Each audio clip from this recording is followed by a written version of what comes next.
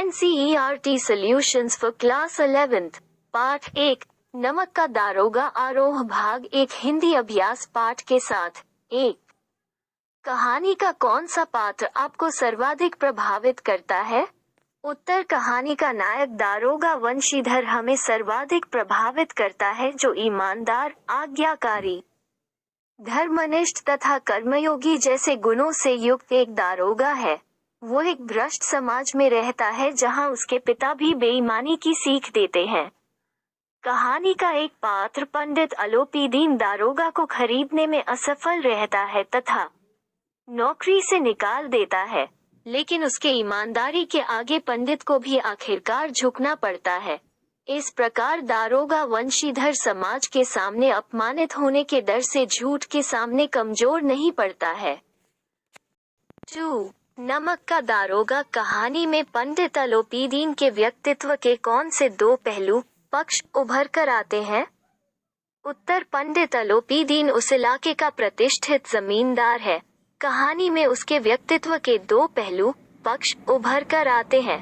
पहला पक्ष निंदनीय है, जब वो दारोगा को रिश्वत देने की कोशिश करता है, जिससे उसके भ्रष्ट व्यक्तित्व का पता चलता है। वो आरोपों से मुक्त होने के लिए कई छल प्रपंचों का सहारा लेता है, जिससे उसके चालाक व्यक्तित्व का भी पता चलता है। दूसरा पक्ष प्रशंसनीय है, जब पंडित अलोपीदीन को दारोगा को नौकरी से निकलवा देने पर पछतावा होता है और वो वापस उनसे अपनी सारी जायदाद का स्थायी मैनेजर बनने की विनती करता है। उसकी आंखों से सद्भावना झलकती है। 3 कहानी के लगभग सभी पात्र समाज की किसी न किसी सच्चाई को उजागर करते हैं। निम्नलिखित पात्रों के संदर्भ में पाठ के उस अंश को उद्धृत करते हुए बताइए कि वह समाज की किस सच्चाई को उजागर क वृद्ध मुंशी, ग शहर की भीड़, ख वकील, उत्तर क वृद्ध मुंशी नौकरी में ओहदे की ओर ध्यान देना। यह तो पीर की मजार है, निगाह चढ़ावे और चादर पर रखनी चाहिए। ऐसा काम ढूंढना जहाँ कुछ ऊपरी आय हो। मासिक वेतन तो पूर्णमासी का चांद है, जो एक दिन दिखाई देता है और घटते घटते लुप्त हो जाता है। इस उद्धरण में वृद्ध पिता समाज में व्याप्त भ्रष्टाचार की गहराई को व्यक्त करता है। घर की आर्थिक दशा इतनी दयनीय है कि वे अपने बेटे को भी रिश्वतखोरी का मार्ग अपनाने की सीख देते हैं। वे उसे नौकरी ढूंढने जाने से पहले ऊपरी आमदनी के फायदे समझाते हैं। वकीलों ने यह फैसला सुना और उछल पड़े।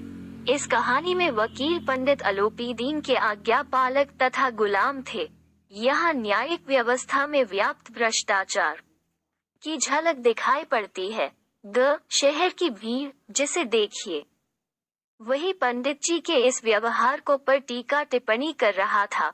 निंदा की बौछारें हो रही थी, मानो संसार से अब पापी का पाप कट गया।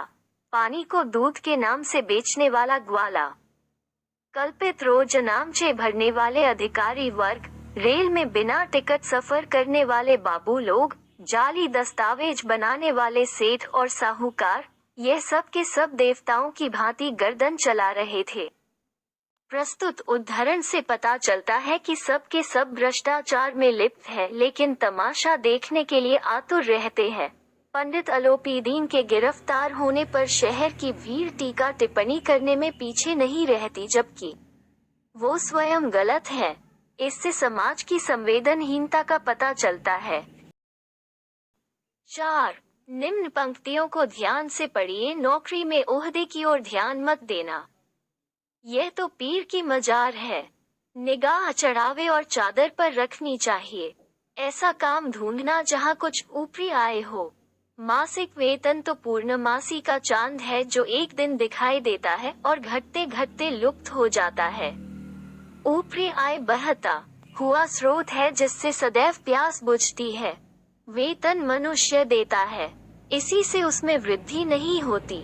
ऊपरी आमदनी ईश्वर देता है, इसी से उसकी बरकत होती है। तुम स्वयं विद्वान हो, तुम्हें क्या समझाऊं? कर यह किसकी उक्ति है? ख मासिक वेतन को पूर्णमासी का चांद क्यों कहा गया है? ग क्या आप एक पिता के इस वक्तव्य से सहमत हैं? उत्तर क। यह उक्ति दारोगा वंशीधर के वृद्ध पिता की है। ख। जिस प्रकार पूर्णमासी का चांद धीरे धीरे घटता जाता है, उसी प्रकार मासिक वेतन महीने के पहले दिन मिलता है तथा जरूरतों को पूरा करते करते कम होता जाता है। पूर्णमासी का चांद धीरे धीरे लुप्त हो जाता है, उसी प्रकार महीने के अंत तक मासिक वेतन पूरी तरह समाप्त हो जाता है।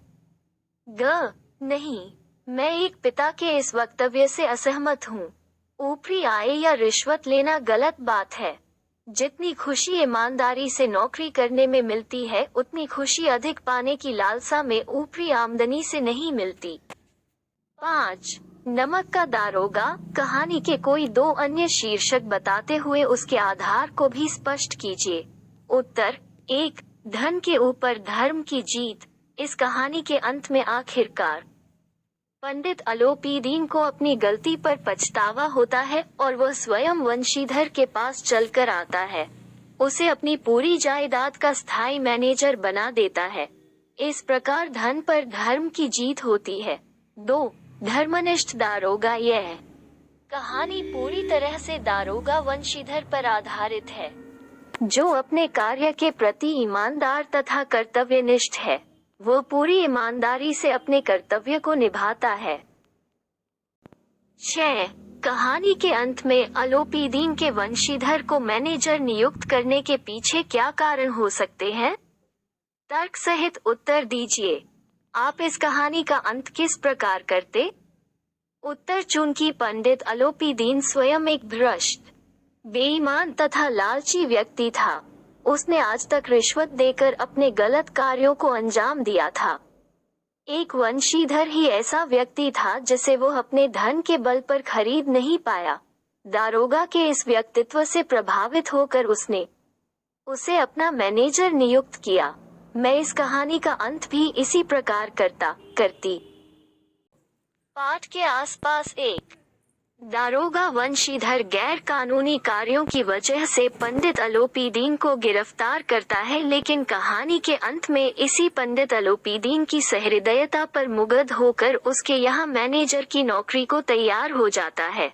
आपके विचार से वंशीधर का ऐसा करना उचित था? आप उसकी जगह होते तो क्या करते?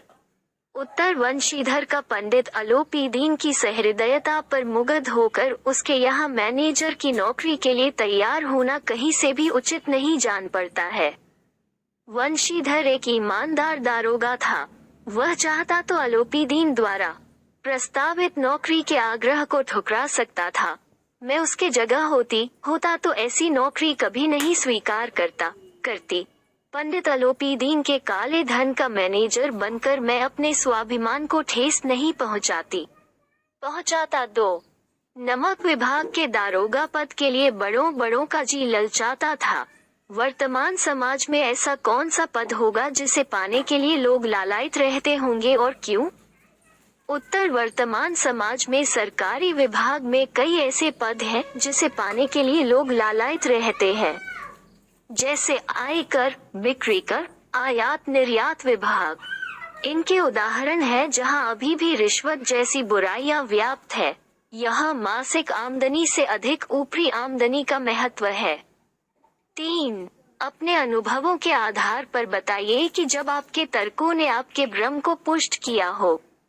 उत्तर समाज के ऊंचे तबके के बुद्धिजीवी कहे जाने वाले लोगों को देखकर लगता था कि वे बड़े पदों पर ईमानदारी के साथ कार्य करते हैं। उनकी बड़ी बड़ी बातों को सुनकर मुझे भ्रम होता था कि वे जैसा बोलते हैं शायद वैसा करते भी हैं। परंतु एक बार मैंने अपने ऐसे ही करीबी मित्र को, जो समाज की भलाई तथा भ्रष्टाचार मुक्त समाज की स्थापना की बातें करते हुए सुना था, उसे ही इस भ्रष्टाचार में लिप्त देखा। इस अनुभव के बाद मेरा भ्रम टूट गया।